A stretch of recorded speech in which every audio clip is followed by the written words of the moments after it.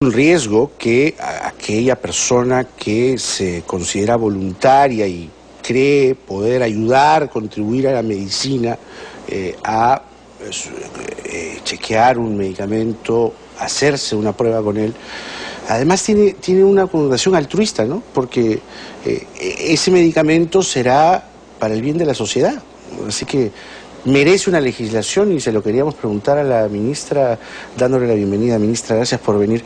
¿Cuándo vamos a tener una legislación que brinde seguridad a estos voluntarios? Fíjese, tuvimos un reglamento que fue emitido, me parece, por primera vez como reglamento, como un conjunto de reglas. Parece que fue en la época de la doctora Massetti. La doctora Massetti era ministra. Luego, este reglamento fue modificado y algunas de las exigencias y criterios de regulación fueron flexibilizados. Ha pasado un tiempo y nosotros hemos considerado importante retomar algunas de las regulaciones que tenía el reglamento original.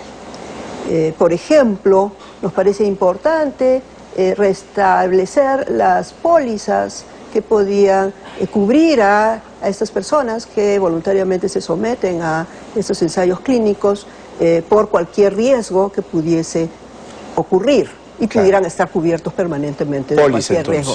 Pólizas. Eso se retiró. Y en fin, hay un conjunto de regulaciones que queremos reinstalar, otras afinar. Efectivamente, como usted ha dicho, el reglamento, así como la propuesta de infracciones y sanciones ante el incumplimiento de este reglamento nuevo, están colgadas para opinión. Esperamos tenerlas un mes para consulta, como se hace con los reglamentos, y rápidamente procesar todas las sugerencias y comentarios que recibamos para poderla promulgar en un mes más o menos. Ahora, el tema central, hay varios temas acá, ¿no? El tema central es efectivamente, creo yo, que la persona que se somete a un ensayo clínico sea una persona con toda la información para tomar la mejor decisión. Claro. Entonces, a veces los consentimientos informados se vuelven una suerte de formalidad. Como si uno donara sangre. La letra chiquita, digamos. Claro. Eso es muy importante, porque efectivamente, una vez que la persona ha podido tener toda la información, tomar una decisión, lo decía uno de los entrevistados, o discutirlo con la familia, eso toma un tiempo y debe ser respetada la necesidad de que tenga esa información. ¿Y se debe respetar si este voluntario decide dar marcha atrás? Absolutamente. Eventualmente se puede tener síntomas no esperados, ¿no? El otro tema controversial, has mencionado en el reportaje, es el tema del placebo, ¿no? El placebo significa, como ha sido explicado, a un grupo le doy un medicamento, al otro grupo le doy algo que no tiene valor terapéutico en sí mismo y comparo los resultados. Esto en el nuevo reglamento estamos colocando que no sería posible si es que existe un tratamiento ya alternativo. Entonces compararíamos el tratamiento nuevo con el tratamiento anterior. Pero si ya existe un tratamiento, no deberíamos compararlo con un placebo. Todas esas cosas son controversiales.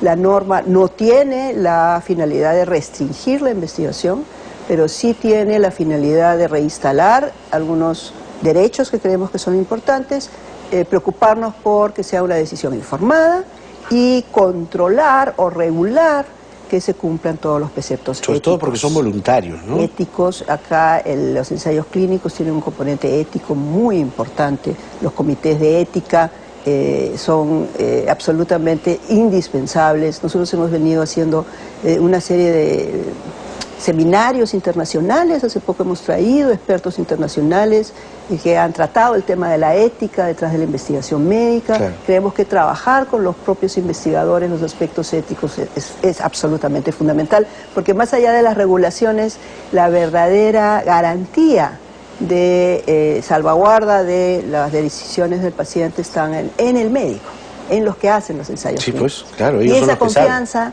es algo que es absolutamente indispensable preservar, y el Ministerio quiere poner las reglas para que eso sea posible. ¿Quiere decir agosto, septiembre? Deberíamos tener ya el reglamento. Vamos a esperar los comentarios.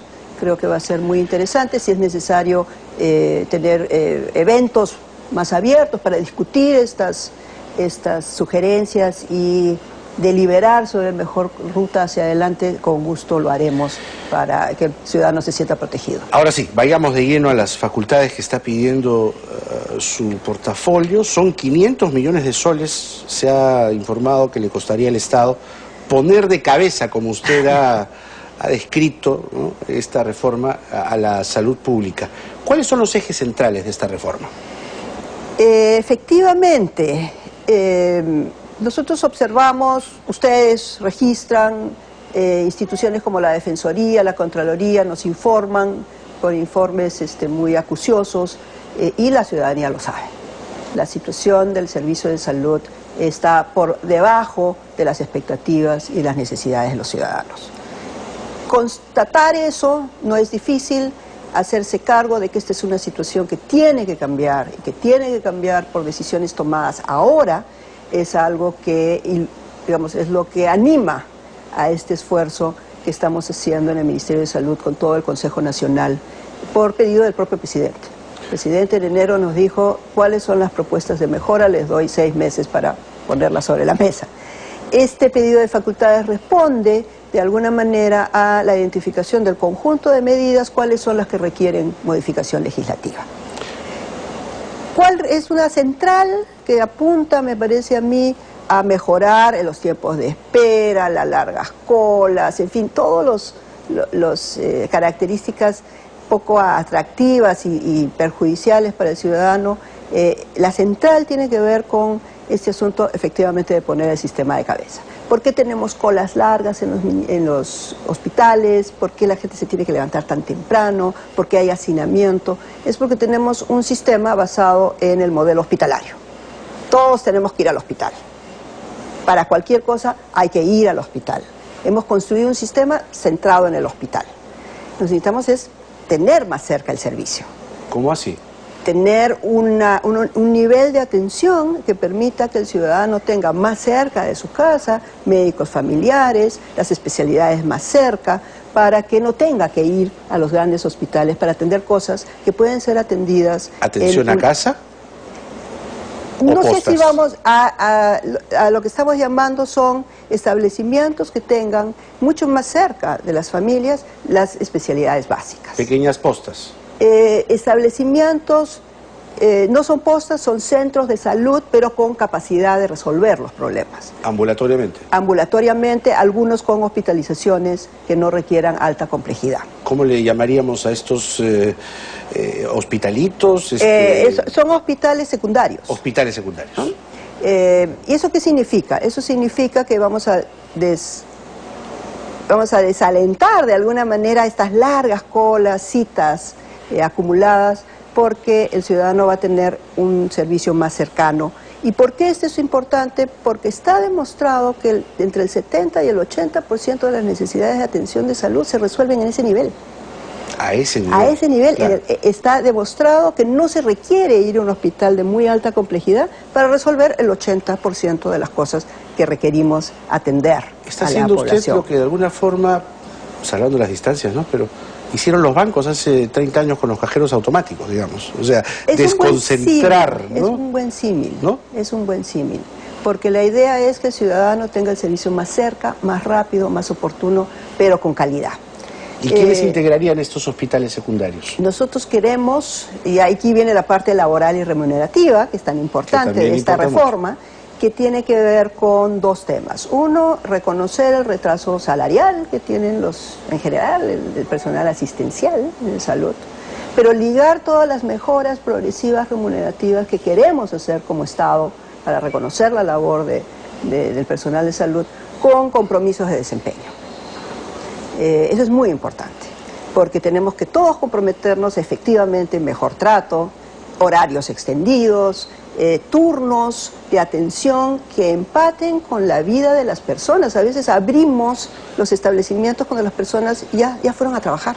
Y los médicos tienen esta costumbre de que solo trabajan por las mañanas. Y las personas yo estaba hace poco en Lima Sur conversando con las personas y me decían, mi hora ideal es entre 6 y 7 y después cuando regreso en la noche, porque durante el día estoy trabajando.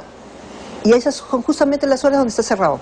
Claro. Entonces tenemos que acomodar el servicio al ciudadano. Y necesitamos el compromiso de todo el personal para eso.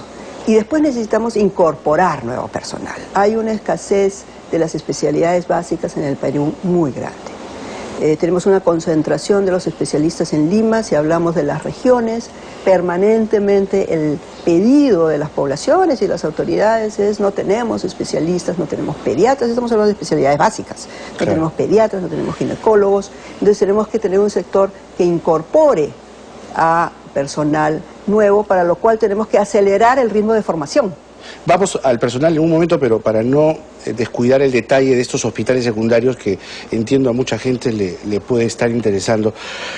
Si hablamos de distritos, de ciudades, de barrios, ¿cuántos se piensan construir, digamos, equipar?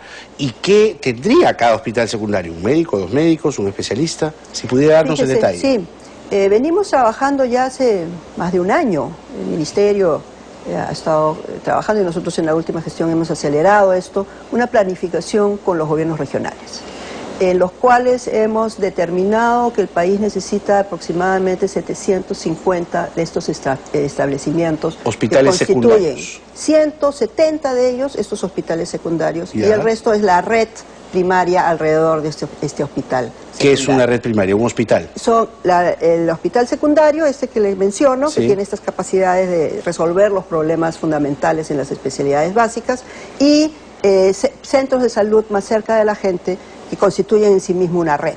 Ajá. Son 750, de los cuales 170 son estos hospitales secundarios. Hemos priorizado con los gobiernos regionales iniciar con los 170. Justamente este fin de semana hemos hecho la primera transferencia para el financiamiento de los primeros hospitales. 200 millones, ¿no? 200 millones en San Martín, en Moquegua, en Jaén. ¿Los 200 millones son parte de los 500? No. ¿O esto es aparte? No, Eso es aparte. Eso es aparte. Entonces ya estamos financiando esta política. Lo importante es que tenga continuidad. Claro. Porque 750 establecimientos que constituirían esta lógica de atención primaria y secundaria no se hace en 2 años. Tenemos que darle continuidad. Los hospitales secundarios, permítame volver a preguntar, son 170 y... 170. 170. Sí, o sea, 170 estamos en total. hablando de... ¿A nivel nacional? A nivel nacional. A nivel nacional. Ya. Ese planeamiento ha sido muy interesante, ha participado en los gobiernos regionales, por supuesto. Estamos incorporando a los gobiernos locales en esa planificación y la priorización año a año, qué vamos a comenzar a hacer, qué vamos a hacer el siguiente año y así sucesivamente. Pero en el centro de la preocupación está llevar la atención al usuario, que elimine las colas en la medida de lo posible en los hospitales de mayor complejidad, que resuelva, como le digo, problemas que son posibles de resolver mucho más cerca del hogar. Vamos ahora con los médicos, que estaba usted empezando a desarrollar esta idea que es verdad, es un problema que se arrastra desde hace muchos años, que alrededor del 80% del personal de los médicos se concentra en la costa, básicamente en Lima. Estos datos los ha proporcionado el propio presidente. ¿Cómo piensan captar más médicos al Estado, más especialistas al Estado, cuando el sentimiento en la comunidad de médicos más bien es no trabajar con el Estado, porque hay una cierta animadversión, no digo generalizada, pero creo yo mayoritaria, y usted me comprenderá, con respecto a trabajar en la salud pública? ¿Cómo va a ser usted atractiva la salud pública? Fíjese, el sector público sigue siendo y seguirá siendo el mayor empleador en el sector salud. Las condiciones salariales han estado, nos han dejado una brecha, por lo que sabemos. Las condiciones económicas del país seguramente en el pasado no han permitido tener unos aumentos sustanciales o secuenciales que permitieran mantener una capacidad adquisitiva a las remuneraciones del personal de salud. Se ha generado mucho desorden, tenemos unas escalas salariales muy desordenadas, en fin, todo el diagnóstico que tenemos sobre la política remunerativa, que nos lleva a decir en realidad que no hay política. Lo que hay es un conjunto de decisiones, es cualquier cosa menos una política. Una seguida de otra. Para explicar hoy una remuneración de un personal de salud nos tenemos que hacer referencia a 15 o 16 leyes o decretos. ¿La ley de Cada servicio uno... civil algo comprende aquí o no? No, porque la ley de servicio civil corresponde a aquellos que no tienen ley especial. Nosotros tenemos leyes de los médicos, las enfermeras, en fin, leyes especiales, carreras especiales. Entonces, una primera cosa es que queremos sincerar, ordenar qué cosa es una remuneración fija, la permanente, que sea pensionable, porque hoy lo pensionable es muy poquito. En fin, ordenar, poner un conjunto de criterios de remuneración variable que permitan premiar efectivamente a los equipos que van a zonas alejadas y de frontera, tratar de retenerlos allá con una remuneración mayor, efectivamente hacer política remunerativa para orientar los recursos hacia esta idea de atender mejor la atención primaria y secundaria. ¿Está usted segura de encontrar consensos en la Federación Médica? Porque no vaya a ser que de aquí a un par de semanas le arman una protesta en las calles y chao reforma. Nosotros creemos en la gestión que hacer política de salud, es decir, este intento de hacer reformas basadas en políticas que orienten el sector en una dirección concreta, es una materia que tiene que ver con la deliberación, con el diálogo, con escuchar y tratar de explicar hacia dónde vamos. No vamos a cejar en ese esfuerzo, creo que tenemos que seguir explicando, seguir convenciendo, seguir escuchando también. Vamos a lanzar, a raíz de ya ese documento que vamos a entregar al presidente con las principales medidas que creemos que son indispensables, un esfuerzo de escuchar a la sociedad civil, al ciudadano, incorporando mejor sus preocupaciones. Y creo que en ese esfuerzo tiene que estar con nosotros toda la comunidad de salud pública, incluida la Federación, el Colegio Médico, los otros gremios. Es una oportunidad magnífica para hacer los cambios que si no los hacemos ahora, los vamos a dejar a nuestros hijos o a nuestros nietos. Y creo que esa es una responsabilidad que no podemos ahuyentar.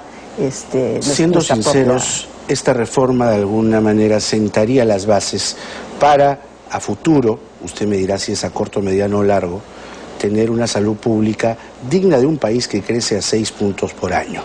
Sincerando las cosas, ¿cuánto ganaría al término de esta reforma, cuando ya esté operando, cuánto ganaría un médico, cuánto ganaría una enfermera y cuál sería el nivel de la salud en nuestro país para el ciudadano que quiere atenderse? Fíjese, como bien usted ha dicho, queremos iniciar este camino. No estamos diciendo que no ha habido nada antes. Hay un sector que ha acumulado también mejoras insuficientes por lo que nos dice la población, pero seguir acelerando los cambios de mejora, pero eso va a tomar un tiempo. Queremos tener efectivamente resultados en el corto plazo que podemos hacer más amigable y más oportuna la atención, pero la reforma en todo su despliegue va a tomar varias gestiones y probablemente un par de gobiernos, si no más. Al final, lo que queremos es que efectivamente, y no sé cuándo es el final, porque ese es un asunto que tendría que seguirse trabajando en todos los países. No hay final, no hay final. Siempre hay nuevas tecnologías, nuevos conocimientos, pero digamos, un hito importante para nosotros en términos de el despliegue de todo este esfuerzo, probablemente estamos hablando de unos 8 años, una cosa así, para hitos importantes, claro, de reestructuración del sistema, y más o menos a esa altura, y esto está por afinarse, yo creo que las remuneraciones del personal pues, deberían duplicarse por lo menos. Duplicarse por lo menos respecto a lo que tenemos ahora. Eso va a depender de la evolución de la economía, va a depender de la capacidad que el propio personal de salud tenga a responder a estas demandas de mejora de desempeño, para que la sociedad en su conjunto, no el Ministerio de Salud, ni siquiera el Ministerio de Economía, la sociedad en su conjunto diga, de la caja fiscal vamos a asignar estos recursos porque salud nos está dando un mejor resultado. La ministra de Salud, Midori de Javich, ha estado con nosotros esta mañana. Gracias, ministra, por venir. Ojalá tengamos otra oportunidad para seguir conversando estos temas que le interesan a mucha gente. Mucha gente nos ha estado escribiendo y ha estado también participando en la entrevista. Y lo que está pidiendo en concreto la ministra y el gobierno es facultades al Congreso para pues, poder avanzar rápidamente en una primera etapa sin las trabas y los tropiezos que la administración pública lamentablemente todavía tiene. Serían 120 días, ¿no? Lo que está 120 pidiendo. días, pero esperamos poder producir normas que ya venimos trabajando Claro. a mayor velocidad. Y en esto de la salud pública, la verdad es que estamos comprometidos todos. No hay tintes ni banderas políticas en un tema que compromete a nuestra vida. Es uno. Gracias, ministra. Gracias a ustedes.